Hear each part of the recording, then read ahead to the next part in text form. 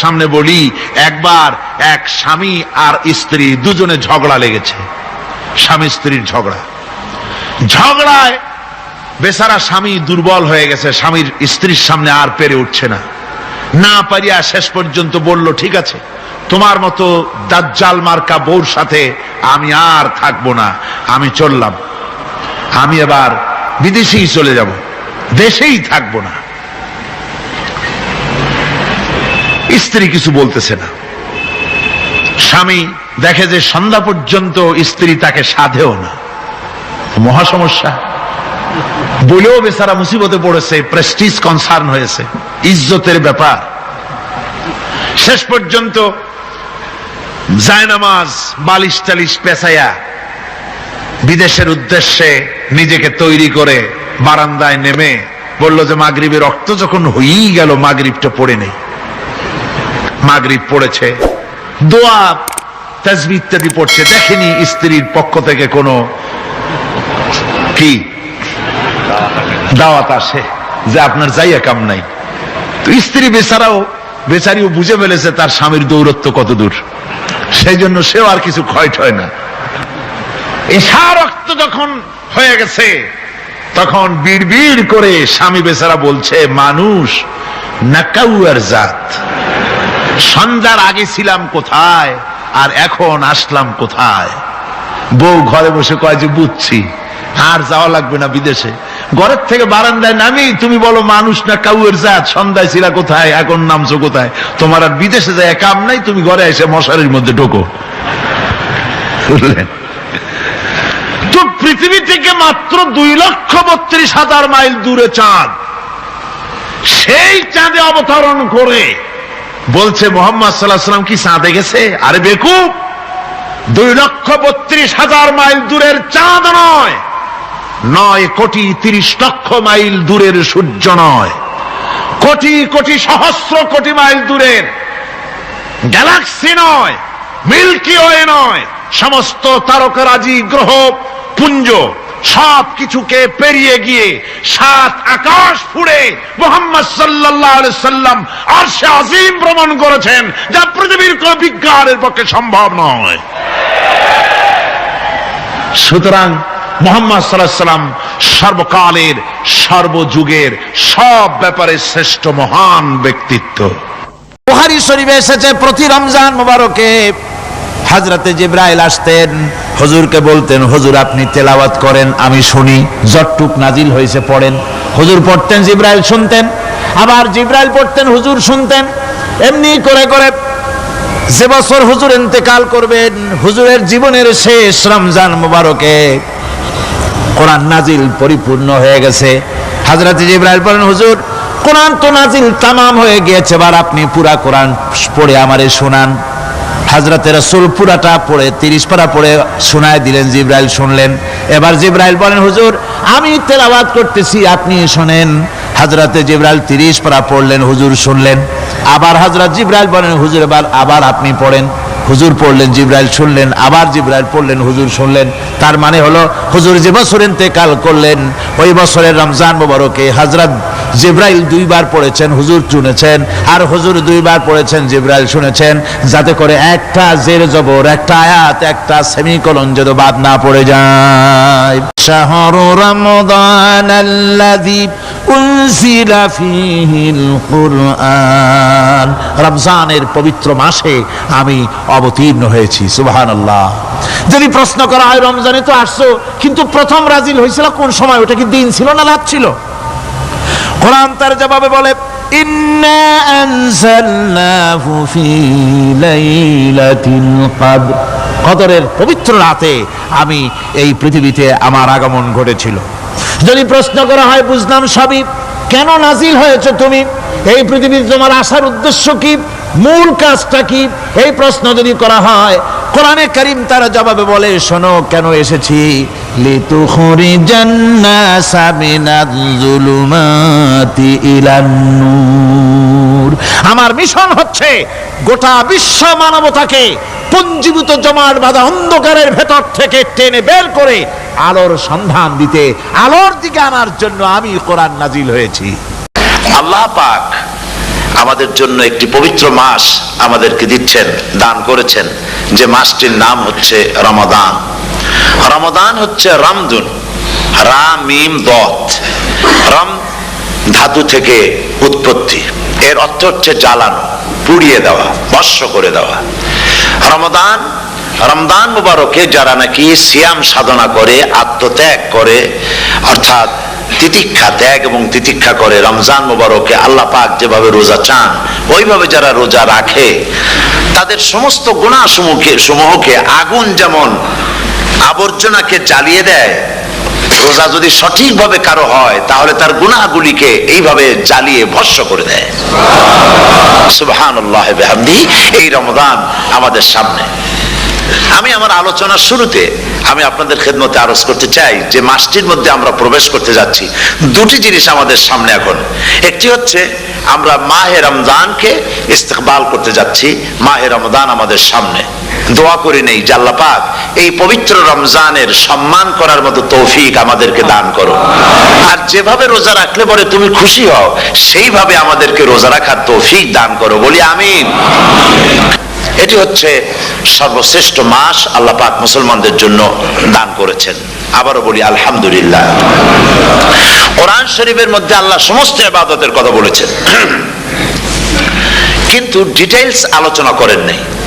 হজ করতে হবে, কিন্তু ওকুফে আরাফা করতে হবে, রমিয়ে হেজার করতে হবে, রমিয়ে জেবার করতে হবে, তারপরে 7 বার তাওয়াফ করতে হবে, সাফা মারওয়া সাই করতে হবে। এগুলি কিন্তু কোরআন শরীফে আসে নাই, ডিটেইলস আসে নাই। নামাজ পড়তে হবে, কিন্তু জোহরে কয় রাকাত, আসরে কয় রাকাত, মাগরিবে কয় রাকাত, এই রাকাতগুলি কিভাবে বিন্যস্ত করতে হবে কোরআন শরীফে তা আসে নাই, বর্ণনা করা হয়নি। যাকাত দিতে হবে, কিন্তু কত টাকা হলে কত টাকা দিতে হবে, কত মন ধান হলে কতটুকু দিতে হবে, কত ছাগল হলে, কত গরু হলে, কত পরিমাণ সোনা হলে, কত পরিমাণ রৌপ্য মজুদ থাকলে যাকাত দিতে হবে, এর বিস্তারিত বিবরণ কোরআন শরীফে আসে নাই। চিন্তা হতে পারে যে তাহলে এগুলো আমরা পাইলাম কই? আমরা পেয়েছি কোরআনের ব্যাখ্যা হচ্ছে রাসূল করিম সাল্লাল্লাহু আলাইহি ওয়াসাল্লাম, হুজুর এটাকে আমাদেরকে বলে দিয়েছেন। তিনি সারে ছিলেন, শরীয়ত প্রণেতা ছিলেন। তো সমস্ত ইবাদতকে আল্লাহ পাক সংক্ষেপে সংক্ষেপে তিনি আউটলাইন অথবা গাইডলাইন তিনি দিয়েছেন আল্লাহ পাক। রমজান মুবারক হচ্ছে একমাত্র ইবাদত যে রমজান সম্পর্কে আল্লাহ পাক ডিটেইলস পূর্ণ একটি রুকু আল্লাহ পাক আলোচনা করেছেন। সুবহানাল্লাহ। রোজা শুরু করবেন কোনখান থেকে, শেষ করবেন কোথায় গিয়ে, সফরে প্লেনে যখন চলবেন তখন আপনার রোজার অবস্থা কি হবে, যদি দেশে যান তখন কি হবে, অসুস্থ হলে কি হবে, কিভাবে রোজা রাখবেন, কিভাবে রোজা ভাঙবেন, তারপরে কখন শুরু হবে, কখন কি হবে ইত্যাদি বিস্তারিত বিবরণ। রোজার মতো করে এত অন্য কোন ইবাদতের ব্যাপারে আল্লাহ এতটা বলেন নাই যতটা বলেছেন রোজার ব্যাপারে। তাহলে নিশ্চয়ই বুঝতে পারছেন রোজাটা অত্যন্ত গুরুত্বপূর্ণ ইবাদত। সবটাই গুরুত্বপূর্ণ, কিন্তু রোজাটা আল্লাহর কাছে বেশি গুরুত্বপূর্ণ। সুবহানাল্লাহ। আচ্ছা, বেশি গুরুত্বপূর্ণ কেন সে কথা কি বলবো? অবশ্যই বলবো। বেশি গুরুত্ব এই কারণে, আল্লাহ পাক বলেছেন, এটা হচ্ছে হাদিসে কুদসি, আল্লাহ পাক বলেছেন আস-সাওমু লি ওয়া আনা আজজি বিহি। অন্য রিওয়ায়াতে এসেছে ওয়া আনা উজজা বিহি। আস-সাওমু লি, রোজা হলো আমার জন্য। কে বলতেছেন বলুন তো? আল্লাহ পাক বলছেন রোজা হচ্ছে আমার জন্য, রোজার পুরস্কার আমি দেব। অন্য বর্ণনায় এসেছে রোজা আমার জন্য আর রোজাদারের পুরস্কার আমি আল্লাহ নিজেই পুরস্কার। সুবহানাল্লাহ, সুবহানাল্লাহ। তাহলে প্রশ্ন আসে, আল্লাহ পাক বলছেন রোজা আমার জন্য, আস-সাওমু লি। আল্লাহ তো একথা কোথাও বলেন না আজ-যাকাতুলি, আস-সালাতুলি, আল-হাজ্জুলি। রোজা আমার কি বলে, যাকাত আমার জন্য, হজ আমার জন্য, নামাজ আমার জন্য, একথা কিন্তু আল্লাহ বলেন নাই। অবশ্যই আমরা যাকাত হোক, নামাজ হোক, হজ হোক কার জন্য করি? আল্লাহর জন্য করি। রমজানের ব্যাপারে আল্লাহ খাস করেছেন যে আস-সাওমু লি, রোজা আমার জন্য। এই কথাটার অর্থ কি, তাৎপর্য কি, ব্যাখ্যা কি, সিগনিফিকেন্স কি? এর সিগনিফিকেন্স হচ্ছে এই যে প্রত্যেকটা ইবাদতের দুটি ধরন আছে। কয়টা ধরন বলুন তো? দুটি ধরন। একটি ধরন হচ্ছে বাহ্যিক, আর একটা হচ্ছে আভ্যন্তরীণ। প্রত্যেকটা ইবাদতের দুটি দিক আছে, একটা মানুষকে দেখানো আর একটা ভেতরের। যেমন নামাজ, একটি লোক নামাজ পড়ে না, কিন্তু এমন একটা সমাবেশের মধ্যে পড়ে গেছে সবাই নামাজ পড়ে। এখন আমি যদি নামাজ না পড়ি তাহলে লোকে বলবে কি? তখন উজু আছে কি না আছে দাঁড়ায় গেল আল্লাহু আকবার। তাহলে দেখা গেল নামাজ আল্লাহর জন্য পড়ে, আবার মানুষের জন্য দেখাবার জন্য করে। যাকাত এটা দেয় মানুষে, তার নিয়তটাকে আল্লাহ পাক ভালো জানেন। কিন্তু কিছু লোক তেমন আছে যাকাতের নামে লুঙ্গি, আমাদের দেশে আছে, এখানে কি করে আমি জানি না, লুঙ্গি শাড়ি কিনে তারপরে বাড়িতে সব জমা করে এরপরে গরিবদের দাওয়াত দেয় এবং সকলকে দেখায় দেখায় এভাবে লুঙ্গি দিল শাড়ি দিল, লোকেরা দেখলো যে যাকাত দিল, খুব যাকাত দিয়েছে। কোরবানির ব্যাপারে এভাবে বিরাট একটা গরু কিনলো, কিনে মানুষকে দেখাইলো। চট্টগ্রামে আছে সবচেয়ে বড় দামের গরু একটা কিনে গরুর গলায় মালা একটা পরাইয়া তারপরে শহর ঘুরায়। এখন অবশ্য এটা কমে গেছে আগের থেকে অনেক, মানুষ দেখুক যে অমুকে এই গরুটা কোরবানি করেছে। এটা কি কোরবানির জন্য হলো না মানুষকে দেখাবার জন্য হলো? হজ টাকা আছে, লোকেরা বলবো কি যে এত টাকার মালিক তাও হজে যায় না, সুতরাং যাই একটু হজ করে আসি, তাহলে হজ করা গেল, আবার মানুষকে দেখাবার জন্য করলো। দুটি জিনিস আছে। কিন্তু একমাত্র রোজা, একমাত্র রোজা, রোজা যদি কেউ রাখে মানুষকে দেখাবার জন্য সকাল থেকে শুরু করে সন্ধ্যা পর্যন্ত না খাইয়া কোনো পাগলও থাকবে না। বলেন আপনারা ঠিক কিনা? সে তো মানুষকে দেখাবার জন্য দাঁত টাত পরিষ্কার করে নিল আর দুপুরে ভাত খাই নিল, বউতেও টের পাইল না। পারবে কিনা? পারবে। টয়লেটে গিয়ে খাই নিল ভালো করে, কোন একটা আড়াল জায়গা নিয়ে খেয়ে গেল, বাচ্চাও দেখলো না বউতেও দেখলো না, খেয়ে নিল, তাহলে সে তো রোজা রাখলো না।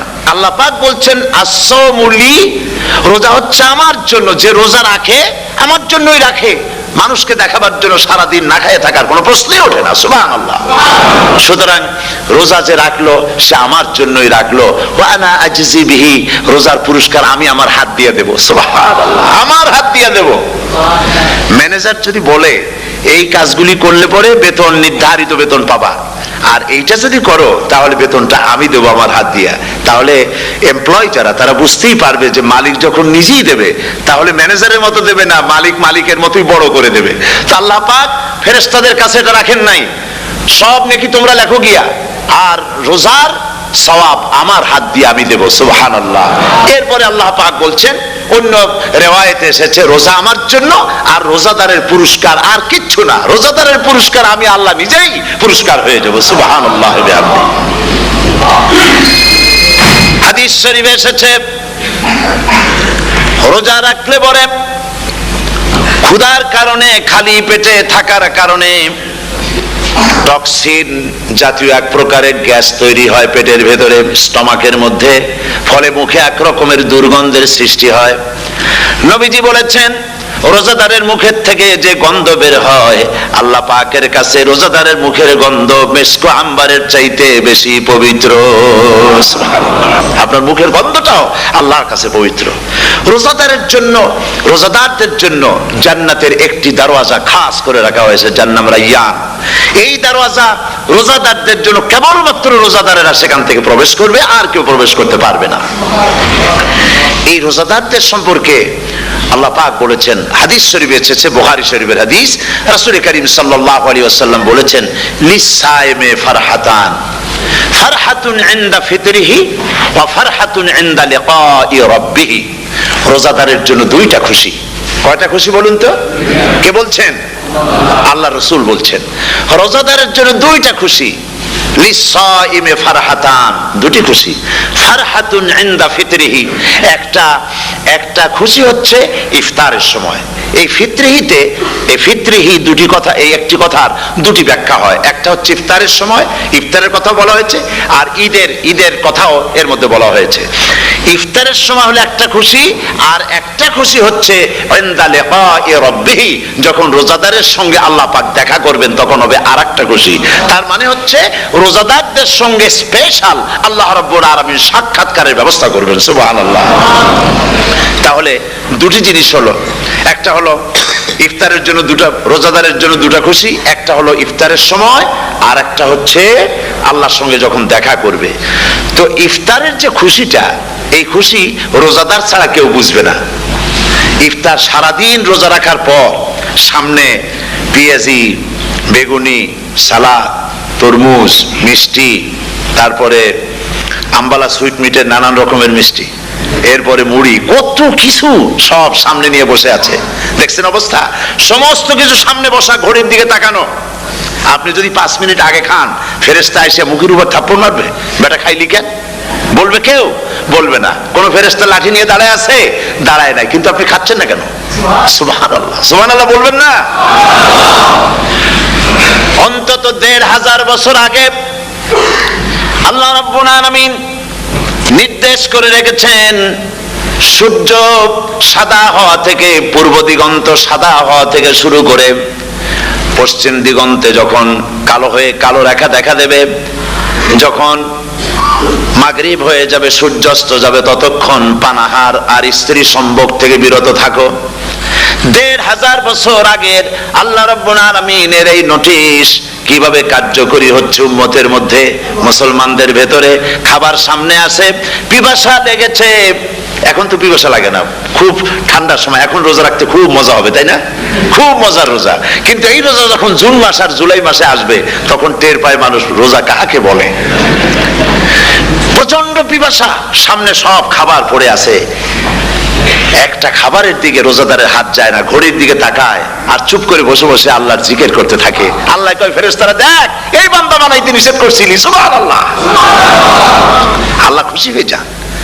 রোজাদার অপেক্ষা করতে থাকে, ঠিক যখন কাটায় কাটায় সময়টা এসে গেছে, তখন আল্লাহর নাম করে খুরমা দিয়ে পানি দিয়ে ইফতার শুরু করে দিল। আল্লাহ পাক খুশি হয়ে গেলেন। এই যে ইফতার, সারাদিন রোজা রেখে ইফতার করায় যে মজা, রোজা রাখলো না এরকম লোকেরাও কিন্তু ইফতার করে না?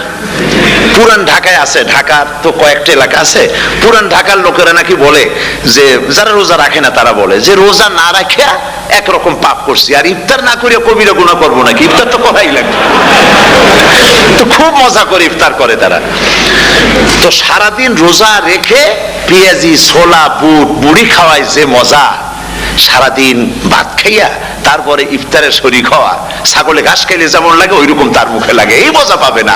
রোজাদারের যে মজা লাগে সেই মজা সে পাবে না। সারা মাস রোজা থাকার পর, আল্লাহর হুকুম মেনে সারা রাত রোজা রাখার পর, তারপরে ঈদের দিনে জামা কাপড় পরিষ্কার করে, শেরওয়ানি গায়ে লাগাইয়া, পাঞ্জাবি পরে, আতর মেখে, এরপরে ঈদের জামাতে যখন দাঁড়ায় যায়, সে যে মজা পায়, সারা মাস রোজা রেখে ঈদের জামাতে গিয়ে সে যে মজা পায়, যে রোজা রাখলো না, ঈদের দিনে খুব জামা, পাজামা, সেন্ট এগুলো মেখে টেকে প্রথম কাতারে গিয়ে দাঁড়ায় গেছে, ও সেই মজা পাবে না। ওর মনের মধ্যে একটা চোর চোর ভাব থেকেই যায়। সে মনে মনে ভাবে, এই জামাত আমার না, জোর করে আসছি, এইখানে দাঁড়াবার যোগ্যতা আমার নাই। মনের মধ্যে সে একটা অপরাধী ফিল করে, সে ফিল করতে থাকে। সুতরাং রোজাদারের জন্য দুইটা খুশি, একটা হচ্ছে ইফতারের সময়, আর একটা খুশি হবে যখন আল্লাহ তাদেরকে দেখা দেবেন। সুবহানাল্লাহ। এই রোজা আল্লাহ পাক দান করেছেন। আচ্ছা, কি জন্য রোজা আমাদের দিলেন? এই জন্য দিয়েছেন যে একটা মাস পৃথিবীর মুসলমানরা না খেয়ে থাকুক দিনের বেলায়, ওই না খেয়ে থাকার যে খাবারগুলি বাঁচবে, এগুলি আল্লাহ অন্য কোন এলাকার মানুষদের খাওয়াবেন নাকি? এই জন্য করেছেন রোজা, এই জন্য করেন নাই। রোজার ফজিলত আল্লাহর নবী বলেছেন, রমজান মুবারকের এত ফজিলত, মানুষ যখন কোন ইবাদত করে, আল্লাহ পাক সেই ইবাদতের নেক আমলের সওয়াব 10 থেকে শুরু করে 700 পর্যন্ত বাড়ায় দেন। 10 থেকে শুরু করে 700 বাড়ায় দেন, ইল্লা সাওম, রোজা ছাড়া। নবীজি বলেছেন, রমজান মুবারকে কেউ যদি একটি নফল কাজ আদায় করে, একটি নফল ইবাদত করে, অন্য মাসের একটি ফরজ আদায় করার সওয়াব আল্লাহ পাক নামায়ে আমলে দিয়ে দিবেন। রমজান মুবারকে কেউ যদি একটি ফরজ আদায় করে, অন্য মাসের 70টি ফরজ আদায় করার মতো সওয়াব আমলনামায় আল্লাহ দিয়ে দিবেন। সুবহানাল্লাহ। এই মাস আমাদের সামনে, আল্লাহু আকবার বলি, আল্লাহু আকবার বলি, আলহামদুলিল্লাহ। এই পবিত্র মাস আমাদের সামনে, এই মাসে এত সওয়াব, নফল হয় ফরজের মতো, আর ফরজ হয় 70টা ফরজের মতো। এত সওয়াব কেন হইল? আমরা না খেয়ে থাকি সেই জন্য নাকি? বলতে পারেন কেন হলো? একটি কারণ, শাহরু রমাদান আল্লাযী উনজিলা ফীহিল কুরআন। সুবহানাল্লাহ বলবেন না? এই রমজান মাস হচ্ছে সেই মাস যে মাসে আল্লাহ রাব্বুল আলামিন কোরআনে কারীমকে নাজিল করেছেন। এই মাসের মধ্যে একটি রাত আছে, খায়রুম মিন আলফি শাহর, যে যে রাতটি 1000 মাসের চাইতে বেশি গুরুত্বপূর্ণ আল্লাহর কাছে। সুবহানাল্লাহ। একটি রাত 1000 মাসের চাইতে গুরুত্বপূর্ণ। 1000 মাস ক্যালকুলেটর দিয়ে হিসাব করলে দেখা যায় যে 1000 মাসে 83 বছর 4 মাস হয়। তাহলে তার অর্থ কি এই যে একটানা 83 বছর 4 মাস ইবাদত করলে যে সওয়াব হবে, এই রাত্রে ইবাদত করলে সেই সওয়াব হবে? হতে পারে, এরকম হতে পারে, কিন্তু ব্যাখ্যাটা কি? ব্যাখ্যাটা হচ্ছে এই, আরবিতে আলফুন শব্দ দিয়ে 1000 বোঝানো হয় না। আরবিতে যখন আলফুন বলা হয় তাহলে বোঝা যায় সংখ্যাধিক্য, বিপুল সংখ্যা, হাজার হাজার হাজার হাজার, থাউজেন্ডস এন্ড থাউজেন্ডস। এইটাকে বোঝাবার জন্য আরবিতে ব্যবহার করা হয় আলফুন, হাজার হাজার। তাহলে আল্লাহ কি বুঝাতে চাচ্ছেন? আল্লাহ রাব্বুল আলামিন তিনি আয়াত দ্বারা বুঝাতে চান, এর ব্যাখ্যা হচ্ছে এই পৃথিবীর মানবতার কল্যাণের জন্য, এই পৃথিবীর মানুষের ভালাইয়ের জন্য, মঙ্গলের জন্য হাজার হাজার মাস ধরে এই পৃথিবীর মানুষের যে কল্যাণ হয় নাই, এই রমজান মোবারকে একটা রাত আছে যেই রাতে আল্লাহ রাব্বুল আলামিন মানবতার সেই কল্যাণ করেছেন। সেই কল্যাণ কি দিয়ে করেছেন? শাহরুর রমাদান আল্লাযী উনজিলা ফীহিল কোরআন, কোরআন নাজিল করে পৃথিবীর মানুষকে সেই কল্যাণ আল্লাহ দিয়েছেন। সুবহানাল্লাহ। বন্ধুগণ, কোরআন, কোরআন কি নিয়ামত আমাদের কাছে! সেই নিয়ামতকে আমরা চিনলাম না, আমরা বুঝতে পারলাম না কত বড় নিয়ামত আল্লাহ আমাদের দান করেছেন। এই কোরআন যেন আপনি শুনতে পারেন, পড়তে পারেন, বুঝতে পারেন, সেই জন্য আল্লাহ রাব্বুল আলামিন শরিয়াত কি সুন্দর ব্যবস্থা করেছে। কোরআন শোনার জন্য রমজান মুবারকে তারাবিহের নামাজের ব্যবস্থা করা হয়েছে। সুবহানাল্লাহ, সুবহানাল্লাহ। যারা সব সময় পড়তে পারেন না, কোরআন তেলাওয়াত জানেন না, অথবা সারা বছর এক খতম কোরআন শরীফ পড়া হয় না, শরিয়াত কি সুন্দর বিধান করলো যে আপনি যেন 30 পারা কোরআন শরীফ শুনতে পারেন, এই ব্যবস্থা তারাবিহের নামাজের মধ্যে শরিয়াত করে দিয়েছে। আলহামদুলিল্লাহ, আলহামদুলিল্লাহ। যাদের টাকা কড়ি আছে আমি তাদেরকে অনুরোধ করব, যদি পারেন তাহলে মেহেরবানি করে রমজান মোবারকে উমরা পালন করবেন। আমি উমরার নিয়ত করে এসেছি, ঢাকা থেকে উমরার নিয়ত করে এসেছি, আপনাদেরকে দেখে গেলাম, আর আমি এখান থেকে ডাইরেক্ট মদিনা মুনাওয়ারায় চলে যাব ইনশাআল্লাহ। লাইলাতুল কদর পর্যন্ত হারামাইনুশ শরীফাইনে কাটাতে চাই, নিয়ত করেছি। আপনারা দোয়া করুন আল্লাহ যেন কবুল করেন। কি মজা যখন আপনি হারামাইনুশ শরীফাইনে যখন তেলাওয়াত শুনবেন, আপনার কাছে মনে হবে যেন কোরআন শরীফ নাজিল হতেছে। সুবহানাল্লাহ। সেখানে তো নামাজের পরে হাত তুলে মোনাজাত করা হয় না, শুধুমাত্র রমজান মুবারকে বেতেরের নামাজের মধ্যে ইমাম সাহেব হাত তুলে মোনাজাত করেন। গত বছর রমজান মুবারকের লাইলাতুল কদরে আমি ছিলাম, গত কয়েক বছর ধরে আল্লাহ যাওয়ার তৌফিক দিয়েছেন দয়া করে। সেখানে লাইলাতুল কদরে পত্রিকাগুলি লিখেছে 30 লাখের উপরে লোক ছিল মক্কা শরীফের, হারাম শরীফে 30 লাখের উপরে। যখন তেলাওয়াত হচ্ছে, মোনাজাত করতেছেন ইমাম সাহেব কাঁদতেছেন, মোনাজাত করতেছেন, কাঁদতেছেন, আর গোটা হারাম জুড়ে কান্নার রোল পড়ে গিয়েছে। কিভাবে কাঁদতেছে! সারাদিন মানুষ রোজা রেখে তারপরে ইফতার করতে যখন বসে, আমি সেই জান্নাতের কথা কেমনে আপনাদের বুঝাবো? রসগোল্লা কেমন লাগে বক্তৃতা দিয়ে 6 ঘন্টা বক্তৃতা দিয়েও বোঝানো যাবে না। যদি মুখের মধ্যে ঢুকাইতে পারি তাহলে বুঝবেন যে মজাটা কি। এটা তো আমি বুঝাইতে পারবো না কি মজাটা লাগে। সারাদিন রোজা রাখার পর সমস্ত লক্ষ লক্ষ মুসল্লিরা বসে আছে মক্কা শরীফে, কাবা শরীফ সামনে, এখানে বসে আছে, রোজাদারের সামনে আছে জমজমের পানি আর মদিনা মুনাওয়ারার খুরমা। আল্লাহর ঘর সামনে, জান্নাতের থেকে আর কাকে বলে! সুবহানাল্লাহ। আর মসজিদে নববীর ভিতরে মদিনার আকর্ষণ কাশাস আলাদা। মদিনা শরীফের আপনাকে যদি পাইয়া যায় কোনো আরব, কোনো মাদানী, আপনারা ছাড়বেই না, আদর করে পাশে বসাবে, তোমারে আমি এই জিনিস খাওয়াবো, এইটা দিয়ে ইফতার করাবো, আমার কাছ দিয়ে তুমি উঠতেই পারবে না, আপনাকে জোর করে বসায় দিবে। মসজিদে নববীতে রিয়াদুল জান্নাহ রাসূল করিম সাল্লাল্লাহু আলাইহি ওয়াসাল্লামের কবর শরীফের কাছে বসে আপনি ইফতার করতেছেন, কত বড় নসিব! সেই জন্য আমি বলি, হলিডে করার জন্য আমেরিকা, সিঙ্গাপুর, হাবিজাবি এই সমস্ত ঘুরে কোনো লাভ নাই। হলিডে করতে চান, রমজান মুবারকে চলে যান হারামাইন শরীফাইন, মদিনা আল মুনাওয়ারা, মক্কা আল মুকাররমা, কপাল খুলে যাবে, জিন্দেগীর সমস্ত গুনাহ খাতা আল্লাহ পাক maaf করে দিবেন। রাসূল করিম সাল্লাল্লাহু আলাইহি সাল্লাম বলেছেন, রমজান মুবারকে যে উমরা করলো সেজন্য হজ আদায় করলো। সুবহানাল্লাহ। অন্য রিওয়ায়াতে এসেছে, যে ব্যক্তি রমজান মুবারকে উমরা করলো সেজন্য আমার সাথে হজ আদায় করলো। সুবহানাল্লাহ বিহামদিহি। তো বলতেছিলাম যে কোরআনে কারীম হচ্ছে একটি বিরাট নিয়ামত। এই নিয়ামত শোনানো হয় রমজান মুবারকে। আমি এবার এসে খুব খুশি হলাম একথা শুনে যে ইস্ট লন্ডন মসজিদ তারা একটা ব্যবস্থা করেছে, সুন্দর একটা রেডিও তারা আবিষ্কার করেছে। না কি করছেন আপনারা? ট্রান্সমিটার তৈরি করেছেন। ওনারা ওখানে রেডিও বিক্রি করেন। আপনারা বহু টাকা খরচ করেছেন, তারা হাজার হাজার পাউন্ড খরচ করে টাওয়ার বানিয়েছেন এবং একটা ফ্রিকোয়েন্সি তারা নিজেরা নিয়েছেন, আর রেডিওগুলি 125 পাউন্ড করে ওনারা দিচ্ছেন খরচ হিসেবে। এটা যারা নিয়ে যায় ঘরের মধ্যে বসে তারাবিহের তেলাওয়াত তারা শুনতে পাবেন। মহিলারা অনেক সময় আসতে পারেন না, মহিলারা ঘরে বসে শুনতে পারবেন। ওই ইস্ট লন্ডন মসজিদে যত ওয়াজ হবে, তেলাওয়াত হবে, নামাজ হবে, আজান হবে, ওয়াজ হবে, জিকির হবে, সব আপনার ঘরে বসে আপনি শুনতে পারবেন। আল্লাহ রাব্বুল আলামিন এই ইকদামকে, এই পদক্ষেপকে আল্লাহ কবুল করুন, সবাই বলেন আমিন।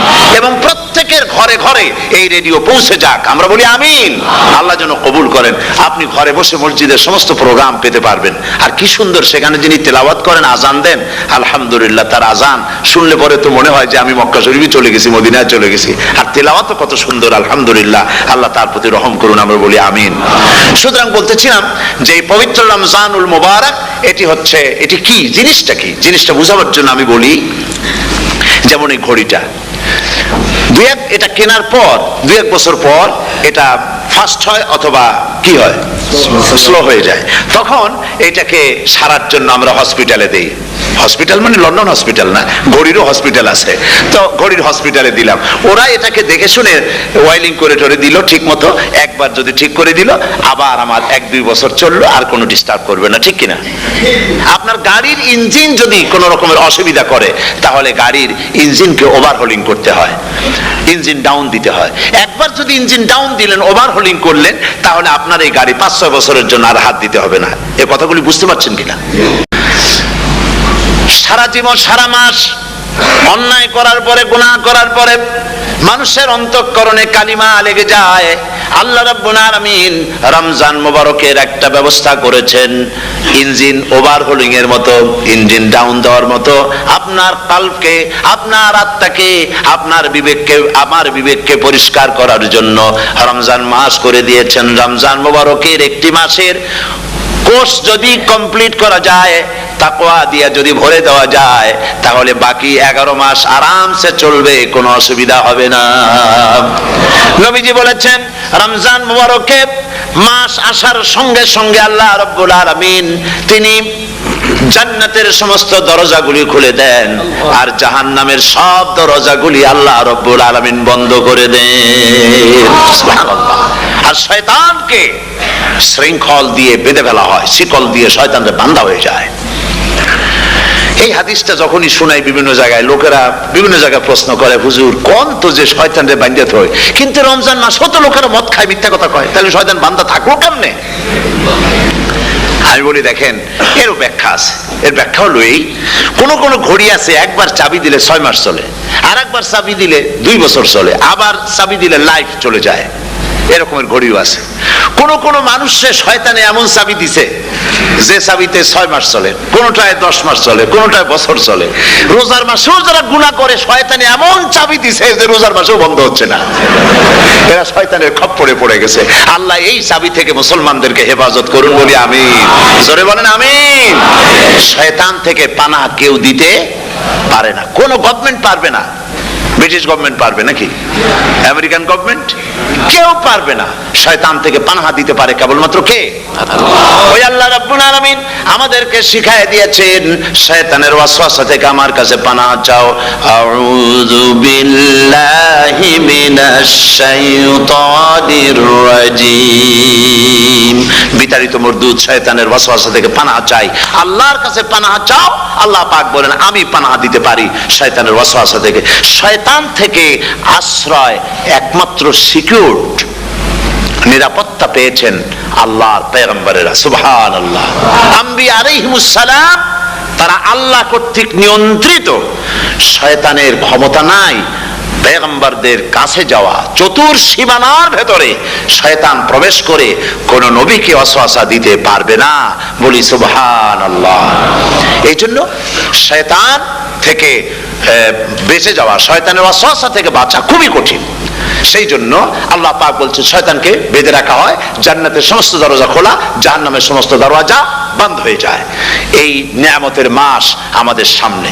প্রত্যেকটি যখন কোন ওয়ার্কশপ হয়, তো ওয়ার্কশপের জন্য এক একটা কি বলে সিলেবাস থাকে। রমজান মুবারক একটা ওয়ার্কশপ। এই ওয়ার্কশপের মধ্যে একটা সিলেবাস আছে, সেই সিলেবাসের নাম হচ্ছে কোরআন। কোরআন কোরআন কোরআন নাজিলের মাসে আমরা কি কোরআন তেলাওয়াত করি? বলেন। রোজা হচ্ছে, হাদিস শরীফের মধ্যে বলা হয়েছে আস-সাওমু জুন্নাহ, রোজা হচ্ছে ঢাল। রোজা কি কন্ত? ঢাল বোঝেন তো? ঢাল কি? প্রোটেক্টর। আপনি জিহাদের ময়দানে, যুদ্ধের ময়দানে নিরাপত্তার জন্য, বাইরের থেকে আক্রমণকে ফিরাবার জন্য কি ব্যবহার করেন? ঢাল ব্যবহার করেন। রোজা হচ্ছে ঢাল, শয়তানের সমস্ত আক্রমণ থেকে বাঁচার জন্য রোজা হচ্ছে ঢাল। রোজার দিনে কেউ যদি আপনার সাথে ঝগড়া করে, তাহলে রাসূল বলেছেন তুমি বলো, তুমি ঝগড়ায় প্রবৃত্ত হবে না। তোমার সাথে যদি কেউ ঝগড়া করে, তুমি বলবে ইন্নী সাইম, আমি রোজাদার। আমি তোমার মতো ঝগড়া করতে আমিও পারি, আমি তোমার মতো গালাগালি দিতে পারি, কিন্তু আমি দেব না, ঝগড়াও করব না, গালিও দেব না, মারামারিও করব না, কারণ আমি রোজাদার। সুবহানাল্লাহ। রোজা আপনাকে গুনাহ থেকে বাঁচায় দেবে। দেখেন রোজা কিভাবে গুনাহ থেকে বাঁচায়। মিথ্যেবাদী, মিথ্যেবাদী সারাক্ষণ মিথ্যে কথা বলে, কিন্তু রোজার মাস আসছে।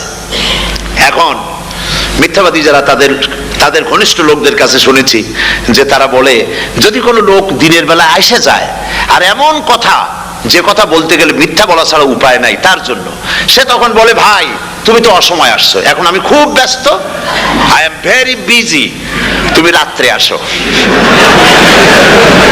কথা বুঝতে পেরেছেন তো? রোজা হচ্ছে কি? রোজাটা কি বলে? ঢাল।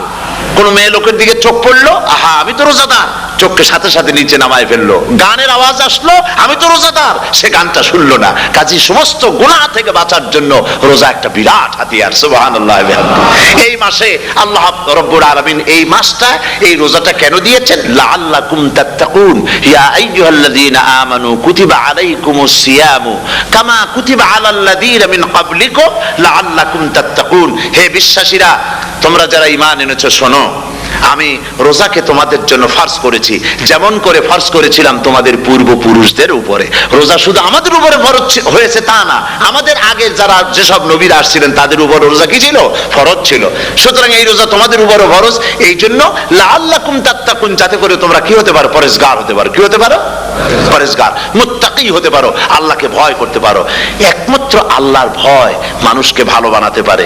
একটা মানুষ জান্নাতে যাওয়ার জন্য, জাহান্নাম থেকে বাঁচার জন্য একটা জিনিস, কয়টা জিনিস বলেন? একটি জিনিস যদি ভেতরে থাকে তাহলে সমস্ত গুনাহ থেকে বাঁচতে পারে। আর একটি জিনিস যদি না থাকে তাহলে এমন কোনো কাজ নাই পৃথিবীতে যা সে করতে পারে না। সেই কাজটার নাম কি?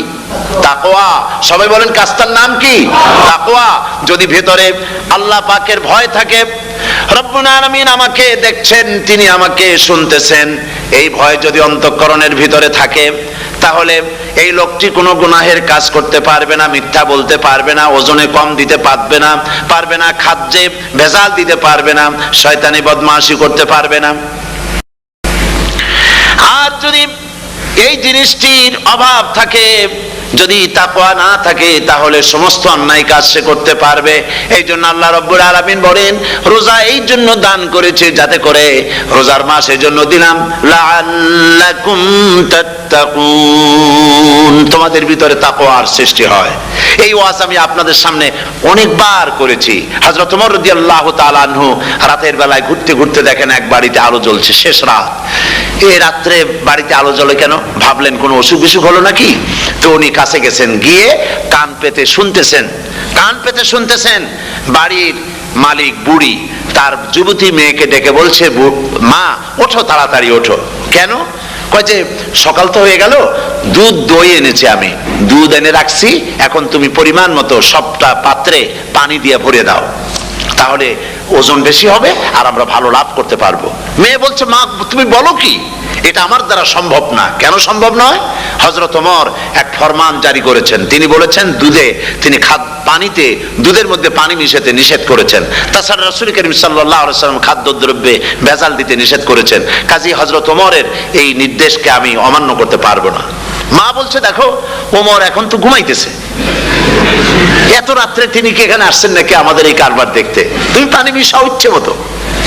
মেয়ে বলছে, মা হযরত ওমর ঘুমাতে পারেন, তার পুলিশেরা, তার গোয়েন্দা বিভাগের লোকেরা ঘুমাতে পারেন, হযরত ওমরের চোখকে ফাঁকি দেওয়া যাবে, হযরত ওমরের পুলিশকে ফাঁকি দেওয়া যেতে পারে, কিন্তু আল্লাহ রাব্বুল আলামিনের চোখকে ফাঁকি দেওয়া যাবে না।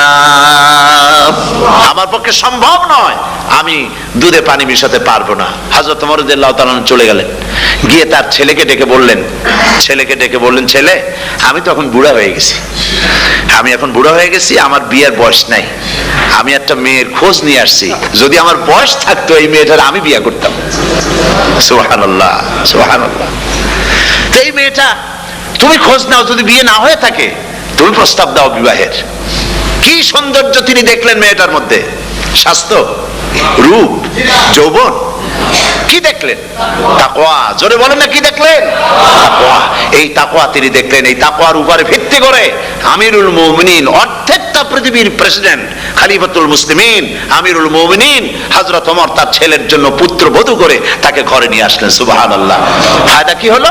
ফায়দা এই হলো, এই মেয়ের গর্ভে যে মেয়ে হলো, সেই মেয়ের গর্ভে যে মেয়ে হলো, সেই মেয়ের গর্ভে ফারুক সানি হযরত ওমর ইবনে আব্দুল আজিজ রাহমাতুল্লাহ আলাইহির মতো ফারুক সানি আল্লাহ দান করে দিলেন। সুবহানাল্লাহ বিহামদি। এটা নাম হচ্ছে তাকওয়া। এই তাকওয়ার ব্যাপারে হযরত ওমর রাদিয়াল্লাহু তাআলা আনহু তিনি হযরত কাব বিন উবাই রাদিয়াল্লাহু তাআলা আনহুকে জিজ্ঞেস করেছিলেন যে তাকওয়ার একটা ব্যাখ্যা আপনি কি আমাকে বলতে পারেন, তাকওয়ার ব্যাখ্যাটা কি? তিনি বললেন, হ্যাঁ পারি। কি ব্যাখ্যা?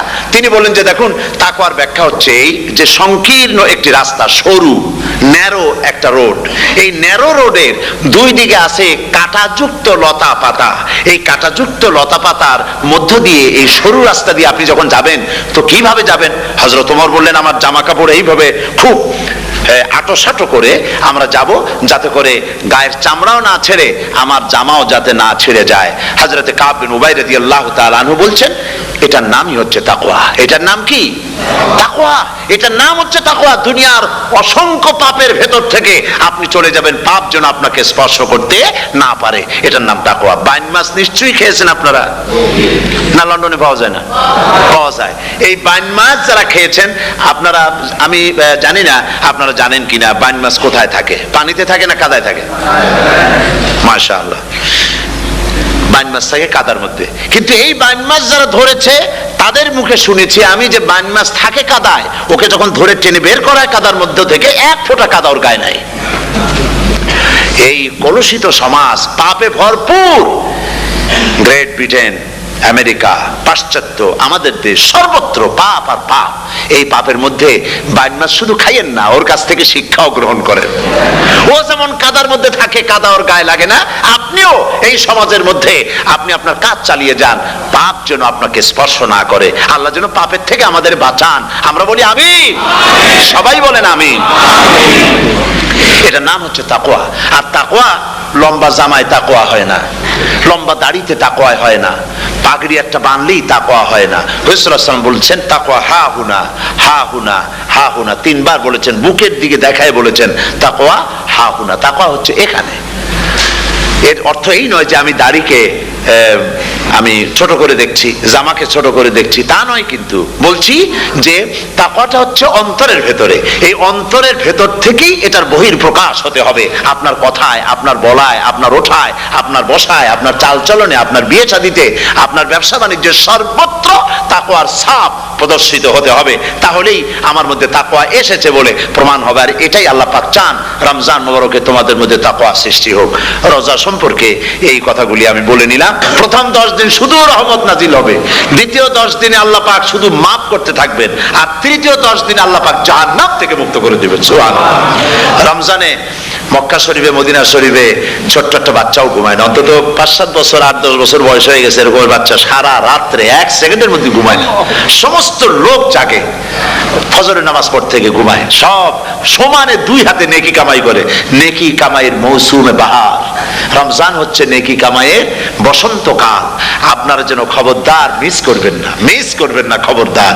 এই মাসটা পুরাপুরি কাজে লাগাবার জন্য মায়েরা, আমার মায়েরা, বোনেরা, মেহেরবানি করে এই মাসটা কাজে লাগাবেন। গীবত গাইবেন না, রাগারাগি করবেন না, ঝগড়াঝাটি করবেন না, মিথ্যা কথা বলবেন না, তেলাওয়াত, জিকির, আজগার। আর পুরুষেরাও এই জিকির আজগারের মধ্যে, মানুষকে ভালো কাজের আদেশ করার মধ্যে যা আজকে আল্লাহ আমার দিয়ে বলাইলেন, এই কাজগুলি আমি এবং আপনারা সবাই যেন আমল করতে পারি। আল্লাহ তৌফিক দান করুন। আপনারা এই মোনাজাতের পরে যে যে এলাকায় গিয়ে জামাতে এশার নামাজটা আদায় করবেন, এখানে নামাজের কোনো ব্যবস্থা করা যায় নাই বলে আমরা দুঃখ প্রকাশ করছি। পাশে যেখানে মসজিদ পান, জামাতে এশার নামাজটা খবরদার আদায় করে নেবেন, নামাজ ছেড়ে দেবেন না। 5 ওয়াক্ত নামাজ সঠিকভাবে আদায় করবেন। আর মদের ব্যবসা যাদের আছে, মদের ব্যবসা ছেড়ে দিবেন। আর মদের চাকরি যারা করেন, সেখান থেকে চাকরি উঠাইয়া কোনো ভালো জায়গায় চাকরি করার জন্য চেষ্টা করবেন। জেনা, ব্যভিচার, নাচ, গান ইত্যাদি, তাস, পাশা, জুয়া, অন্যায় কাজে যাব না। আল্লাহ যেন কবুল করেন, বলেন আমিন। বলেন সবাই আমিন। এটাই কাজ। শিরক এবং বেদাতের বাড়ির কাছেও আমরা কেউ যাব না। এই তওবা করে খাঁটি মুসলমান হইতে হবে। আমরা কতদিন বাঁচবো জানি না। আল্লাহ পাক যেন আমাদেরকে ঈমানের সাথে রাখেন। যাদের মুখে দাড়ি নাই, আল্লাহ পাক তাদের মুখে দাড়ি লাগায় দিক, বলি আমিন। আপনারা চেষ্টা করেন রসুলের এই সুন্নতটা আমল করার জন্য। যেহেতু আমরা মারা যাব, চিরদিন বাঁচবো না, তো আল্লাহ রসুলের কাছে কেমনে আমরা আমাদের চেহারা দেখাবো? জামায়, দাড়িতে, টুপিতে, পর্দায়, মেয়ে লোকদের পর্দা করার মধ্যে, সবটার মধ্যে রাসূলুল্লাহর সুন্নত যেন আমরা আমল করতে পারি। আল্লাহ যেন তৌফিক দেন।